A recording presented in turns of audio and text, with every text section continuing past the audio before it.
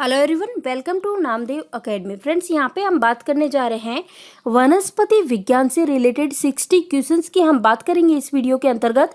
और यहाँ पे देखिए, ये जो क्वेश्चंस लिए हैं 60 क्वेश्चंस, ये काफ़ी इंपॉर्टेंट है। ये वो क्वेश्चन है जो बार बार इस टॉपिक से रिपीट होते हैं। तो चलो बिना किसी देरी के स्टार्ट करते हैं आज के सेशन को और देखते हैं पहला क्वेश्चन। यहाँ पे देखिए, पहला क्वेश्चन आपसे पूछा गया कि फादर ऑफ बायोलॉजी यानी जीव विज्ञान का जनक किसे कहा जाता है। तो ये कहा जाता है अरस्तु। अरस्तु जो है, इनकी बात करें तो इनको फादर ऑफ जूलॉजी भी कहा जाता है, यानी कि जंतु विज्ञान का जनक और जीव विज्ञान का जनक। ध्यान दीजिए, जंतु विज्ञान का जनक और जीव विज्ञान का जनक दोनों ही किसे कहा जाता है, अरस्तु को कहा जाता है। Next question, father of zoology यानी जंतु विज्ञान का जनक। अभी अभी मैंने बताया था कि फादर ऑफ जूलॉजी यानी जंतु विज्ञान का जनक और जीव विज्ञान का जनक किसे कहा जाता है, अरस्तु को कहा जाता है। तो राइट आंसर होगा ऑप्शन सी, अरस्तु। नेक्स्ट क्वेश्चन, जीव विज्ञान यानी बायोलॉजी शब्द जो है, इसका सबसे पहले प्रयोग किसने किया। ऑप्शन है अरस्तु, पुरकिंजे, वानमाल, लैमार्क और ट्रेवरेंस। तो यहाँ पे राइट आंसर हो जाएगा ऑप्शन डी, लैमार्क और ट्रेवरेंस की बात करें तो इन्होंने बायोलॉजी शब्द का सबसे पहले प्रयोग किया। नेक्स्ट क्वेश्चन है, चिकित्सा शास्त्र का जनक किसे कहा जाता है। ऑप्शन है अरस्तु, थियोफ्रेस्टस, हिपोक्रेस्टस या फिर गैलन। तो राइट आंसर होगा ऑप्शन सी, हिपोक्रेस्टस। और देखो, यहाँ पे चिकित्सा के जो छात्र होते हैं, मेडिकल के जो छात्र होते हैं, स्टूडेंट्स होते हैं, उनको हिपोक्रेट्स है इसकी शपथ दिलाई जाती है। नेक्स्ट है, वनस्पति शास्त्र का जनक। ऑप्शन है थियोफ्रास्ट, लाइनस, ट्रेवरेंस या फिर प्लाइनी द एल्डर। तो राइट आंसर होगा ऑप्शन ए, करेक्ट आंसर हो जाएगा थियोफ्रास्ट।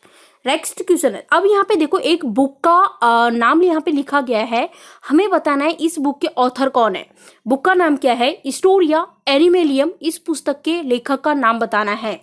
ऑप्शन है अरस्तु, डार्विन, लैमार्क या फिर थियोफ्रेस्ट। तो राइट आंसर होगा ऑप्शन ए, अरस्तु। नेक्स्ट क्वेश्चन, हिस्टोरिया प्लांटेरियम जो पुस्तक है, इसके लेखक का नाम बताइए। फ्रेंड्स, इसके लेखक की बात करें तो इसके लेखक का नाम क्या है, थियोफ्रेस्ट। ये भी आपको याद रखना है।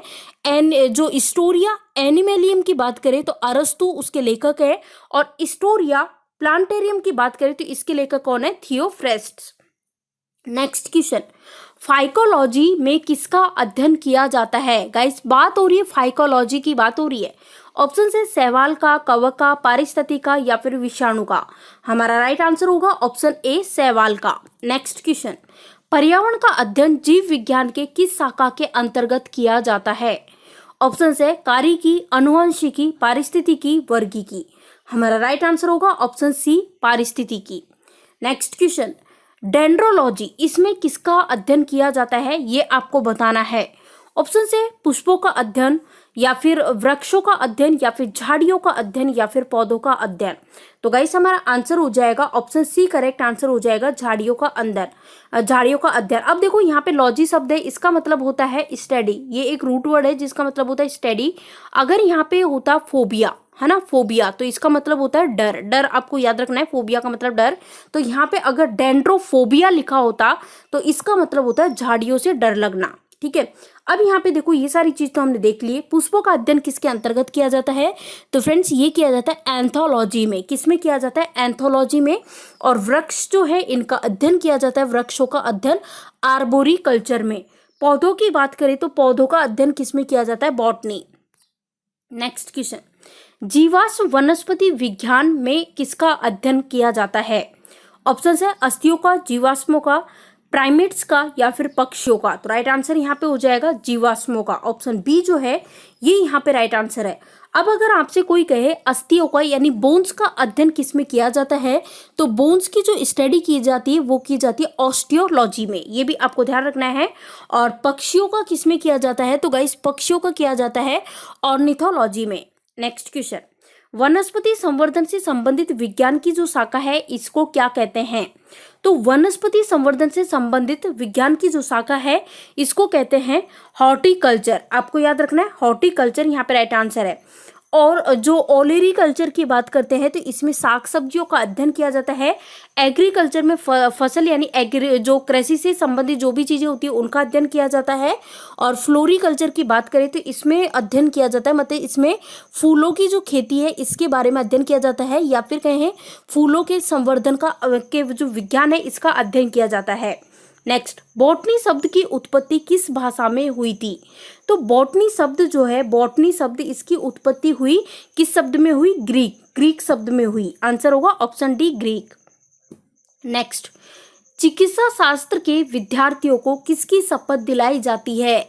गाइस ध्यान कीजिए, थोड़ा सा दिमाग पे जोर डालिए। जब मैंने आपको बताया था कि चिकित्सा का जनक किसे कहा जाता है, चिकित्सा शास्त्र का जनक, तो मैंने बताया था हिप्पोक्रेट्स जो है इनको चिकित्सा शास्त्र का जनक कहा जाता है, और चिकित्सा शास्त्र के जो विद्यार्थी होते हैं उनको हिप्पोक्रेट्स की शपथ दिलाई जाती है। नेक्स्ट क्वेश्चन, उस विज्ञान का नाम बताइए जिसका संबंध जीवधारियों के अध्ययन से होता है। तो जीवधारियों के अध्ययन से मतलब कि एक तरह से जीवधारियों का अध्ययन जो किया जाता है जीव विज्ञान के अंतर्गत किया जाता है। तो हमारा राइट आंसर होगा ऑप्शन डी, यहाँ पे करेक्ट आंसर होगा। नेक्स्ट क्वेश्चन, फूलों के संवर्धन के विज्ञान को क्या कहते हैं? फूलों के संवर्धन के विज्ञान की बात हो रही है तो इसको क्या कहते हैं फ्रेंड्स? इसको कहते हैं फ्लोरीकल्चर कहते हैं। फ्लोरीकल्चर आपको ध्यान रखना है। अब यहाँ पे देखो एक और चीज आपको याद रखनी है, बॉटनी, बॉटनी में क्या होता है, किसका अध्ययन किया जाता है? पौधों का। ये भी आपको ध्यान रखना है, पौधों का अध्ययन बॉटनी। नेक्स्ट क्वेश्चन, सिल्वीकल्चर वनस्पति विज्ञान की वह शाखा है जिसमें वर्णन होता है, किसका वर्णन होता है आप बताइए? ऑप्शन है शैवालों के संवर्धन का, वन के विकास का, सिलिसिफाइड पादपों का, या फिर कवकों के संवर्धन का। तो राइट आंसर होगा ऑप्शन बी, वन के विकास का। नेक्स्ट क्वेश्चन, एग्रेस्टोलॉजी, इसमें किसका अध्ययन होता है? ऑप्शन है तेल बीजों का, या फिर फसलों का, या फिर घासों का, या फिर फलों का। तो फ्रेंड्स इसमें अध्ययन किया जाता है घासों का, यहाँ पे करेक्ट कीजिए, घासों का अध्ययन किया जाता है एग्रेस्टोलॉजी में। और फलों का अध्ययन किसमें किया जाता है? तो आपको इसके लिए याद रखना है पोमोलॉजी। पोमोलॉजी में फलों का अध्ययन किया जाता है, फसलों का किया जाता है, ये एग्रीकल्चर में किया जाता है। तो ये भी ध्यान रखना है। नेक्स्ट देखिए, अनुवांशिकता एवं विभिन्नता के बारे में जानकारी देने वाली वनस्पति विज्ञान की उस शाखा का नाम बताना है, क्या है? ऑप्शन है भू वनस्पति विज्ञान, सेरिकल्चर, अनुवांशिकी, या फिर उद्भिद विकास। तो राइट आंसर हो जाएगा ऑप्शन सी, करेक्ट आंसर है अनुवांशिकी। नेक्स्ट, पौधों को नाम देने वाला विज्ञान क्या कहलाता है? ऑप्शन है वर्गीकरण, पहचान, नामकरण, या फिर वर्गीकी। तो देखो पौधों को नाम देने वाला जो विज्ञान होता है ये कहलाता है वर्गीकी। ऑप्शन डी, वर्गीकी। नेक्स्ट क्वेश्चन, फलों का अध्ययन ये क्या कहलाता है? फलों का अध्ययन, ऑप्शन है स्पर्मोलॉजी, एंथोलॉजी, पीडोलॉजी, या फिर पोमोलॉजी। तो गाइस हमारा राइट आंसर हो जाएगा ऑप्शन डी, पोमोलॉजी। पीडोलॉजी की बात करें तो भूमि यानी कि मृदा का अध्ययन किया जाता है, भूमि का अध्ययन पीडोलॉजी में। एंथोलॉजी में पुष्पों का यानी फ्लावर्स का, और स्पर्मोलॉजी में किया जाता है बीजों का अध्ययन। नेक्स्ट क्वेश्चन, संसार में पौधों के वितरण का अध्ययन को क्या कहते हैं ये बताना है। पौधों के वितरण का अध्ययन क्या कहलाता है? तो पौधों के वितरण का अध्ययन कहलाता है फाइटोजियोग्राफी। आंसर हो जाएगा फाइटोजियोग्राफी। नेक्स्ट क्वेश्चन, वार्षिक वलयों यानी कि एनुअल रिंग्स का जो अध्ययन है ये क्या कहलाता है? ऑप्शन है डेंड्रोलॉजी, डेंड्रोक्रोनोलॉजी, एग्रोलॉजी, या फिर हॉर्टिकल्चर। तो हमारा राइट आंसर हो जाएगा डेंड्रोक्रोनोलॉजी, यहाँ पे राइट आंसर हो जाएगा। दूसरी इंपॉर्टेंट चीज आपको याद रखना है डेंड्रोलॉजी का। इस डेंड्रोलॉजी की बात करें तो इसमें झाड़ियों का अध्ययन किया जाता है। नेक्स्ट, पौधों की आंतरिक संरचना का अध्ययन क्या कहलाता है? ऑप्शन है आकारिकी, वर्गीकी, शारीरिकी, या फिर यहाँ पे देखो बौद्धिकी करिएगा।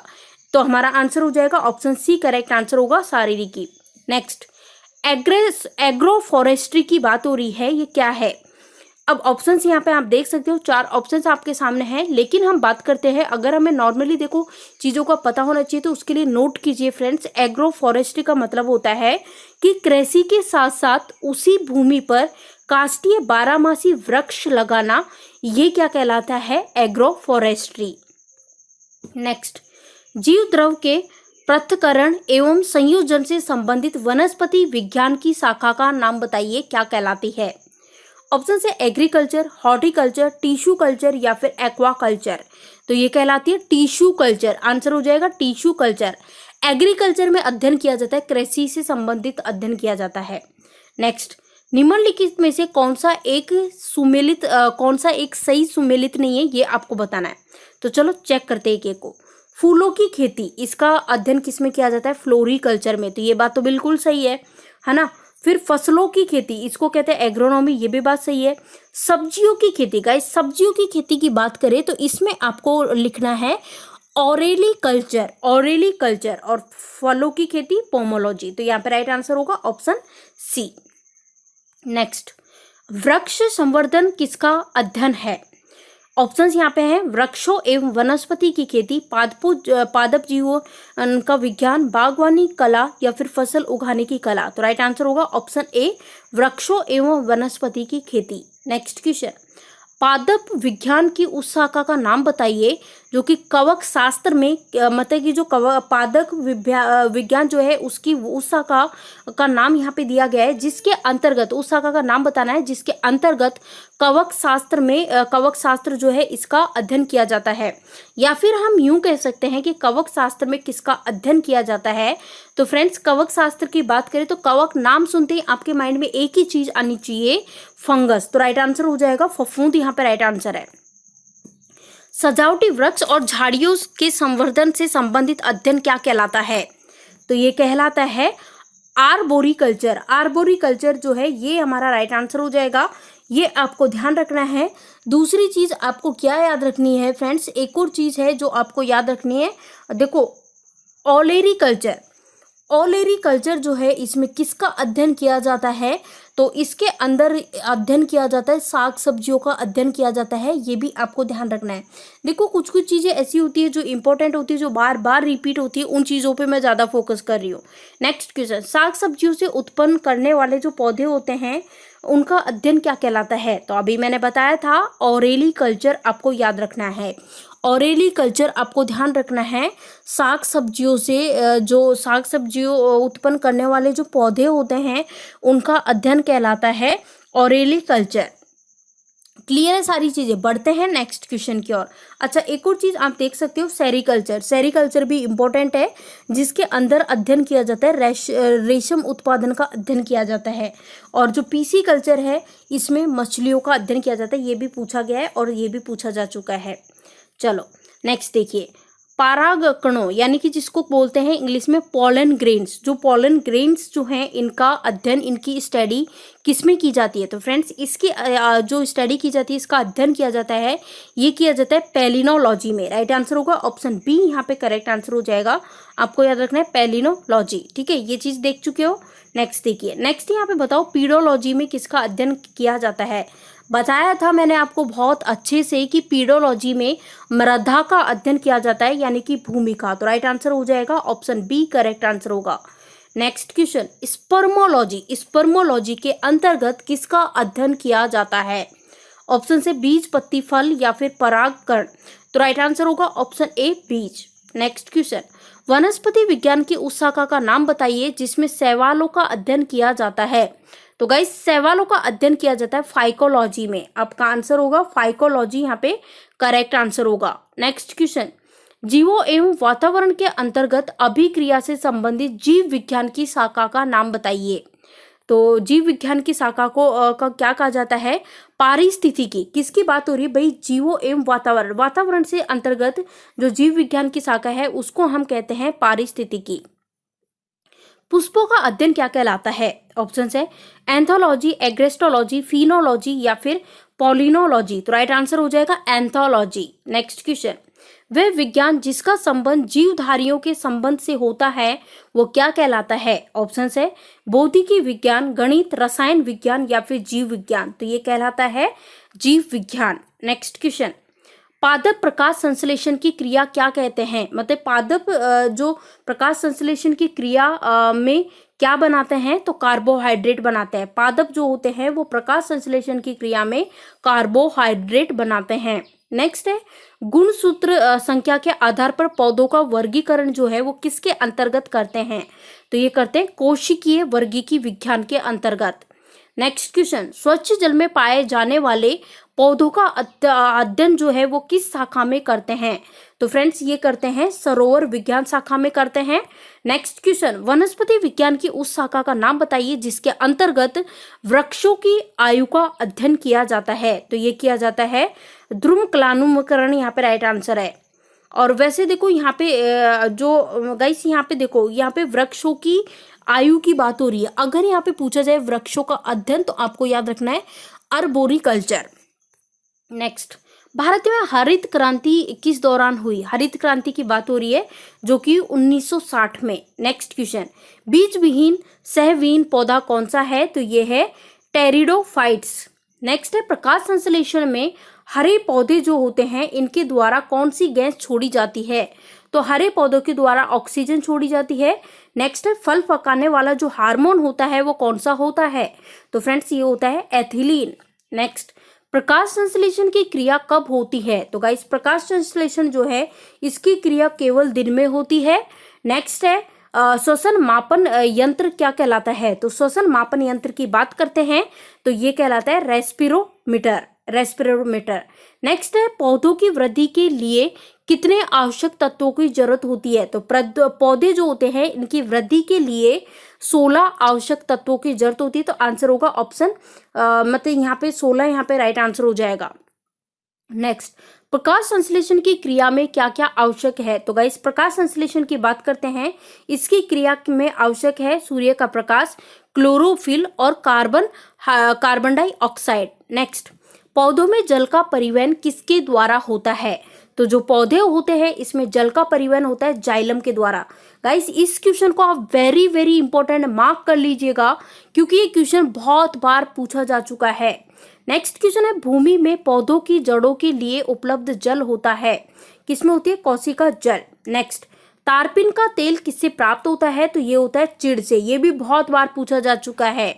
नेक्स्ट है, लिटमस किससे प्राप्त होता है? तो ये होता है लाइकेन से। नेक्स्ट है, फसल मृदा को नाइट्रोजन से भरपूर कर देती है।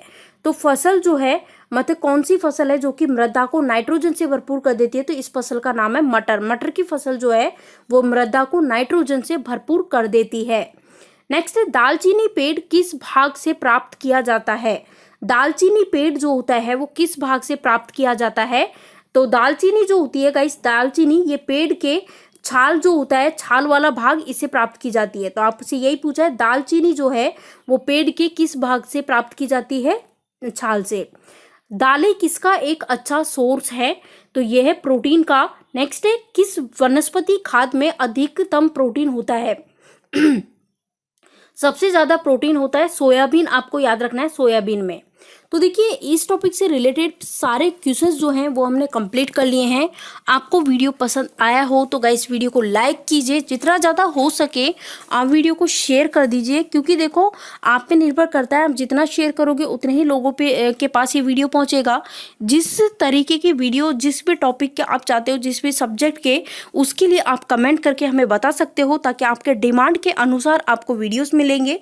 और गाइस देखिए वीडियो को शेयर जरूर कीजिएगा, और आप नए हो तो चैनल को सब्सक्राइब कर ले, और साथ ही देखो पास में बेल आइकॉन है उस पर क्लिक कर ले ताकि जो भी वीडियो हम डालें उसके नोटिफिकेशन इजीली आपको मिल सके। Thank you for watching this video.